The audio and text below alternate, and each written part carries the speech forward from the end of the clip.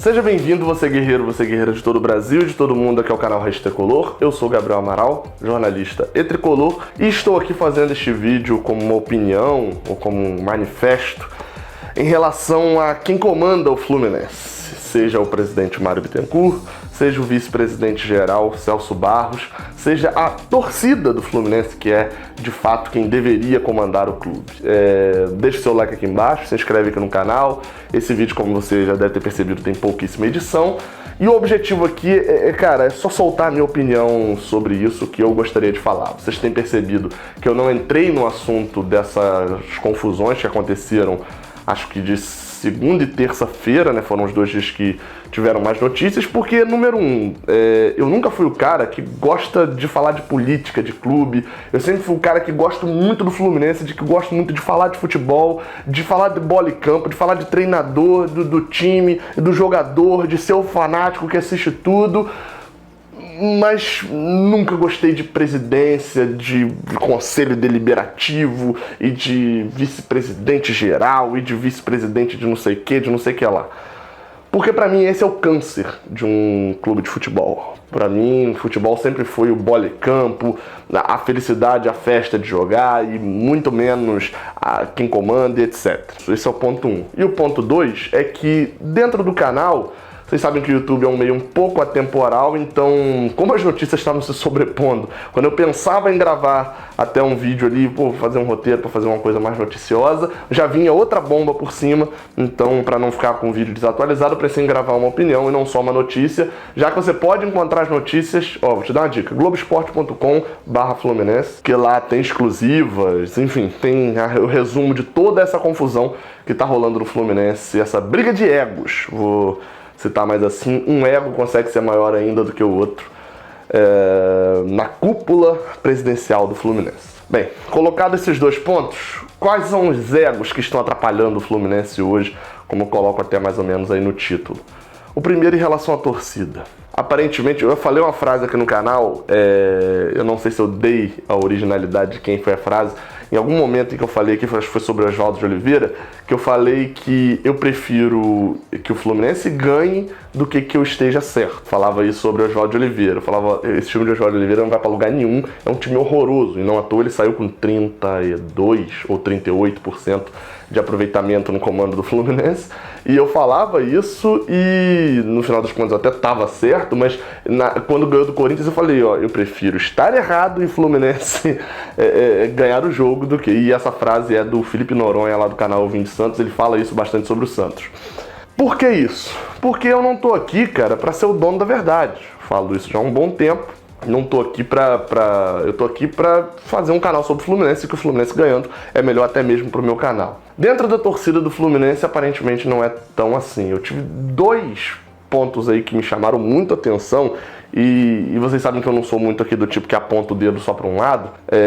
No último jogo, tem uma confusão, no último jogo que eu fui na Sul, que foi contra a Chapecoense. Uma confusão ridícula aí volta a briga de egos. O Fluminense empatando com a Chapecoense, acho que já estava empatando, eu estava perdendo. Uma tristeza absurda, todo mundo ali fazendo conta e triste e ansioso ali com o jogo. O Fluminense estava com um risco grande de entrar na zona de rebaixamento, que depois acabou entrando, e eu olho para trás e está tendo uma briga, não sei se chegou às dias de fato, mas teve aquele empurrão e muvuca, etc. E o motivo da briga era porque todo mundo estava vaiando Gilberto, e aí teve um que foi vaiar o Alan, no momento em que o Alan não jogou nada nessa partida, foi vaiar o Alan, e aí o outro, tá vaiando, tá atrapalhando o time, não sei o que, não pode vaiar, enfim, começou a dar confusão. E o Fluminense jogando contra a Chapecoense no campo, e a galera mais preocupada em se vai ou não vai, enfim, uma briga de egos fora de campo. No jogo contra o São Paulo, se eu não me engano, o inverso. O Fluminense jogou muito bem, toma um gol numa falha de Muriel, consegue um empate no último minuto de jogo, depois de ter pressionado o jogo todo. Acontece um pênalti, perde o jogo. Uma parte da torcida aplaude, uma outra parte da torcida vem e tenta entrar no cacete. Eu tava nessa parte inferior, graças a Deus, embaixo, que eu olhei e pensei, olha que coisa ridícula, o Fluminense perde do São Paulo dentro de casa e a torcida tá brigando, não pra entrar Pablo Diego, pra sair Gilberto e etc, não. A torcida tá brigando para saber se pode vaiar ou aplaudir o time no final do jogo, brigando por motivos dela e não por motivos do Fluminense. Beleza, esse é um ponto de ego que eu queria já falar isso há um bom tempo aqui, e não tinha oportunidade. Agora um outro ponto, Diego, sobre essa questão de Celso Barros e Mário Bittencourt.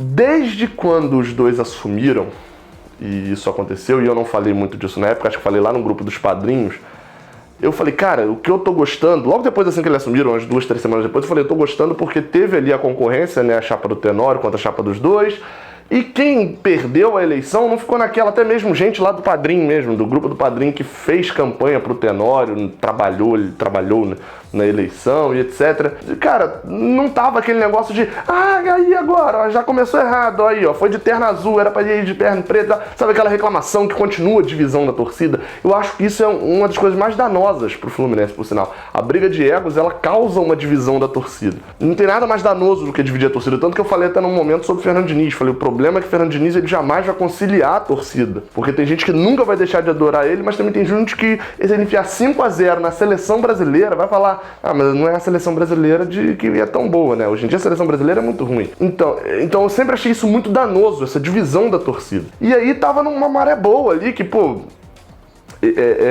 a impressão é de que realmente de que eles dois iam ganhar, né? Pelo que a galera já tinha de noção e tal, de arquibancada, enfim. E de que não teria isso, e realmente não teve em relação aos dois, aquele negócio de bom seria se o Tenório tivesse ganhado. Não teve. Mas na primeira coletiva, o Celso Barros fez questão de dissociar a torcida. Já falando sobre Fernando Diniz, enfim, de combatendo, etc., de criar um ambiente ruim. Passam-se o tempo, discussões, Celso queria demitir Diniz, o Mário não queria. E vou relembrar opiniões minhas aqui no canal. Se fosse pra demitir, demite logo. Para com esse negócio de dar um jogo pra ver se o cara consegue um resultado. Sempre falei isso aqui, mesmo em relação a Diniz. Celso ganha na queda de braço, Diniz é demitido. Jogo seguinte, Celso ganha na queda de braço, Oswaldo de Oliveira é contratado. Acontece todo aquele problema, unanimidade, imagino eu, que Oswaldo tenha sido demitido, mas os erros já estavam postos e prontos. O elenco já tinha se virado um bando, o time já não tinha padrão de jogo mais. Efetiva-se Marcão, como é o desejo de Mário, e agora Mário Bittencourt quer demitir Marcão e o Celso Barros, não, pelo contrário, Mário Bittencourt quer manter Marcão e Celso Barros quer demiti-lo. Pois bem, o cenário das contraposições está aí, teve muitas outras nesse meio do caminho, inclusive quando eu divulguei aqui de que queriam, né, que Fernando Diniz voltasse, eu achei engraçado porque o Celso Barros falou que isso é maluquice, etc., mas poderia ser só uma opinião dele, e agora ele, enfim, depois dessa confusão toda sobre demitir ou não Marcão, ele faz um post no Instagram, mais uma vez, dividindo a torcida. E eu não tô colocando aqui, sempre bom reforçar, eu não tô fazendo esse vídeo aqui pra apontar na cara do Celso, não tô fazendo esse vídeo aqui pra aplaudir a atitude do Mário, não tô.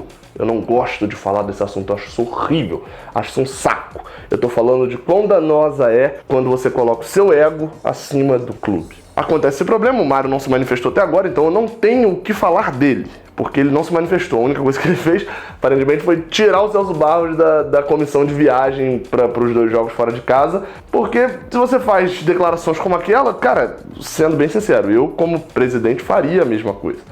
Não, e aí vou repetir aqui de novo, eu acho isso um saco. Se colocar aqui embaixo nos comentários que tá defendendo e de que fez isso, de que fez aquilo, cara, eu vou apagar, eu vou ignorar. Porque eu não tô aqui pra defender ninguém, não tô aqui, eu tô pra manifestar a minha opinião de que quando você tem um presidente, um vice-presidente, uma torcida, um jogador e etc. que está acima do clube, dá problema. Na maioria das vezes dá problema, a curto, médio ou longo prazo. O problema que foi iniciado lá na primeira coletiva da dupla, chega agora a novembro, rachando de vez pelo mesmo problema. Uma fala de Celso Barros sobre Fernando Diniz. Rachando a torcida e rachando agora os dois. E pra mim é significativo uma coisa, a eleição seria daqui a 30 dias mais ou menos, ela seria em dezembro. Ela foi antecipada para junho. Ou seja, esse mandato não terá 3 anos, como é o habitual, terá 3 anos e meio. E a chapa que ficou 3 anos adormecida, né, para poder vir e concorrer e ganhar, não chegou nem mesmo, se caso tenha o ruído ali e realmente se separem, a completar o mínimo para chegar até a data da eleição, que seria se não fosse antecipada. Se não tem antecipação de eleição, até agora os dois estariam juntos em campanha. Eles não teriam ainda assumido o time, nem concorrido. E isso é o que acontece quando os egos estão acima do clube. E aí eu faço um pedido aqui. É uma opinião, um manifesto e um pedido esse vídeo. Coloque o seu ego, torcedor, seja você representativo para a mídia e para o Fluminense, ou seja você um torcedor comum, como eu me considero ainda, e como, assim, independente do canal, fui e sou até hoje. Cara, foca no Fluminense, foca no futebol e foca em conseguir pontos, porque no momento em que a gente está olhando para possivelmente a maior crise da história do Fluminense, eu vou deixar o vídeo aqui sobre o prejuízo que pode ter para o ano que vem, que na verdade é um prejuízo desconhecido. O prejuízo financeiro para o ano que vem, se a gente cair, é desconhecido, é pior do que ser um prejuízo muito ruim, porque a gente não sabe nem o que vem pela frente. Nesse momento em que a gente está precisando de pontos, surge uma confusão de egos. Uma confusão de egos, e aí se você falar, ah, mas o ego é de fulano, tá, mas é uma confusão de egos. E isso só é danoso para o Fluminense. Projeto 2020, infelizmente, parece não tá nem minimamente na pauta. Mas o projeto 2019 também não tá, mas o projeto Meu Nome vem acima de qualquer coisa. Saudações tricolores e até a próxima. Valeu. Caraca, você por aqui chegou até o final desse vídeo, então você gosta bastante aqui do canal, né? Então se gosta bastante, aproveita para acompanhar. Aqui em cima o vídeo mais recente que eu enviei e aqui embaixo um vídeo que o YouTube separou especialmente para você. Não se esquece que é para apertar aqui para se inscrever e claro, muito obrigado pela moral que vocês têm me dado.